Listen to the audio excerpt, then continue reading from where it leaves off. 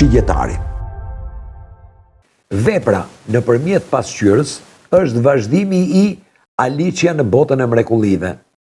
Ndërkohë që po e shkruante, Lewis Carroll, autori i shenjës shigjetarit, i kërkoi disa këshilla piktorit ilustrues John Tenniel, i cili i sugjeroi me shumë takt që në njërin prej kapitujve të bënte një ndryshim.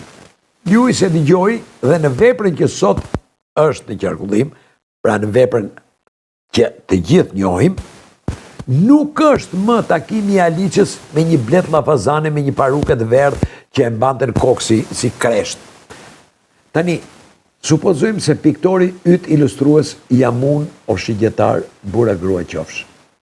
Të këshilloj që ta shohësh me pak më shumë vëmendje një marrëdhënie dashurie të cilën po e përjeton, edhe të mos përdorësh gjëra të tepërta si ajo bleta llafazane me parukën e verdhë.